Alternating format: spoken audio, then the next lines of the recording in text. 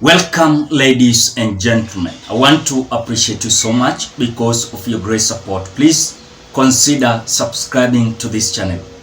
Now, William Ruto the other day announced that Kenyans to come together to, of course, have a prayer at Nyayo Stadium today. As we speak now, I've tried to at least observe the way things are. I want to tell you, there's nothing totally different. People are tired, people are angry, and people are hungry. When you look at the motive and the reason, of course, why they prepared these Nyayo Stadium prayers, this was just a pure mockery to Kenyans. Because when Kenyans are suffering because of drought, because of hunger, because of famine, you cannot come and tell Kenyans that we are going to pray at Nyayo Stadium without any, of course, actions. You can pray without actions, nothing can come and change. And that is why these are the photos during this morning where the second lady, Pastor Dorcas, the wife to the Deputy President Rigathi Gachagua, entered in the Nyayo Stadium. And also the First Lady, Rachel Ruto. And the indication you can see, even the background, is showing a gloomy face. Even you can identify that people, even though they're going to pray, they are not convinced and happy at all with whatever is happening, because people have already left. They are not with people. They're just doing their own things, their own prayers. Because Kenyans are tired with these narratives, stories, because you are being told that Kenyans are passing a lot of challenges when it comes to drought, famine, and hunger. Yet, the other day, the Foreign Cabinet Minister, Alfred Mutua, came out announcing huge amount of resources that was donated to Syria, where there was, of course, earthquake. Then you are feeding foreigners. Then when it comes to our people that needs, of course, support and they need help, they are being told that let us pray. Let us go to pray at Nyayo Stadium. Literally, it is not giving us any picture. It is backfiring badly, because Kenyans are asking themselves, if truly these people are having a solution to our problems, we cannot continue following them, prayers without action. And even we are believers, prayers without action or prayers without working, you cannot have something. And that is why day in, day out, these people are having narratives, they are having stories behind the true issues that they should come out to solve for Kenyans. Now, people are suffering in Turkana, people are suffering in Samburu, people are suffering in Kajiado. Bandits are there all over. It's the order of the day when it comes to some parts, Kerio Valley and those kind of regions. Now, as we speak now, whatever the president is telling us, he is just fooling us, telling us that the only solution that they can do, it is about prayers. Then the question that I want to ask, simple, why are they concentrating too much in prayers, which according to me, to pray is not a big deal, or there's no problem. To pray, there's no problem. But literally, initially, they said that they had a solution to Kenyans while they were campaigning.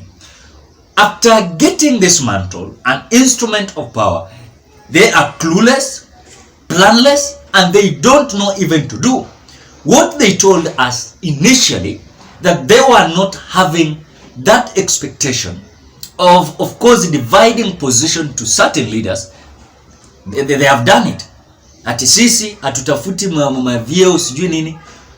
Even as we speak now, William Ruto has ensured that he has created several positions in his government, at least to include all these failures and those who won elections. And that is why when you see William Ruto the other day announcing that Kenyans to come out all to attend a prayer at Nyayo Stadium, I want to say it was just a mockery, and it was just something that was not giving us a real picture, because you cannot tell Kenyans that we are having problem of drought, famine and hunger, then you're going to pray at Nyayo Stadium.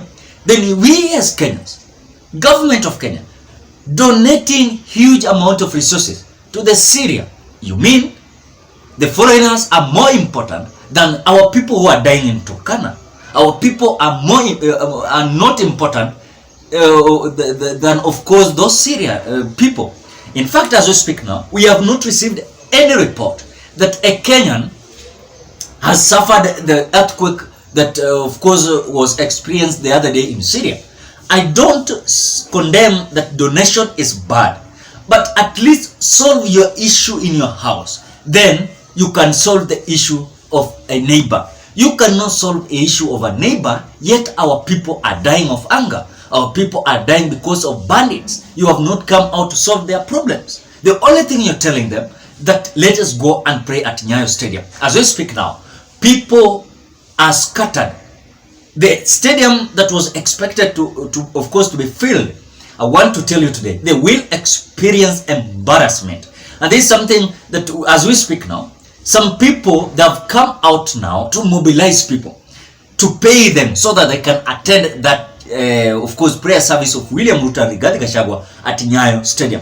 Again, these clergies that are being convinced to, of course, take over the prayers at Nyayo Stadium, they are being fooled, because you cannot come to pray to them, of course pray for them, then the solutions, they're not going to solve them. The same problems are going to be the same day in, day out. Then it means the problems of Kenyans are the order of the day, and are the narratives and stories that this government will have an excuse, or of course their motive way of handling issues, and not of course well managed, as initially they said that they knew how to, of course, manage Kenya. As we speak now, time has, of course, moved faster. As we speak now, it is almost 5 months while William Ruto in the office. Let me say almost 5 months. If you ask me today what William Ruto has done to Kenyans, absolutely I cannot say. It is only hustler fund that I can say. Hustler fund. Then secondly, yesterday he came out now to, of course, unite police and, of course, KDF to go and fight the bandits. Only those two things. But when it comes to the food security, I've not seen this man articulating and having agenda on how food security is going to be, of course, the pivot and the support, of course, of the problems that people are passing. Now, when you look at the directions that are taking, it is not really convincing that these people are having solution, we as Kenyans. Then when you look at their time, they are spending more time when it comes to luxury life, traveling, moving across the Republic of Kenya, doing nothing. That is whatever they are doing. So I'm not so convinced that these people will make more, of course, difference, or a bigger difference in the Republic of Kenya. Maybe they're waiting that as they're close to next election, they're going to ensure that they're going to work to Kenyans. Why now? Why should you work for Kenyans now? Then Kenyans will just account that these people, they worked, these people, we know them, they at least change our life. But today as we speak now, it is prayer, prayer, prayer without action. Prayer without action is like someone that does not have faith. That is it. So that prayers of course in Nyayo Stadium is just pure mockery. It is just something that Kenyans, they have not come out, of course, to buy it. They are just there. They're just watching the way they are doing their dramas, talking about their narratives day in, day out. But we are not surprised. This is whatever we was expecting. So ladies and gentlemen, What are your thoughts? Do you support that these Nyayo Stadium prayers will change the problem that Turkana are facing when it comes to drought? Do you believe that these prayers at Nyayo Stadium is going to change the attack of bandits in Kerio Valley? Because they're telling us prayers is more important than even action. You cannot pray and you don't have action. Then you cannot pray. You cannot come out to pray. Then without action, you're saying that everything is okay. Then on this side, our Kenyans are dying because of hunger. Then on this side, you are donating a large amount of resources to the Syria who had experienced earthquake the other day. So ladies and gentlemen, what are your thoughts? Drop your opinion at the comment section below. Otherwise, I want to appreciate you so much because of your great support. Please consider subscribing, liking, commenting, and sharing this video. Bye bye. Till we meet on another video.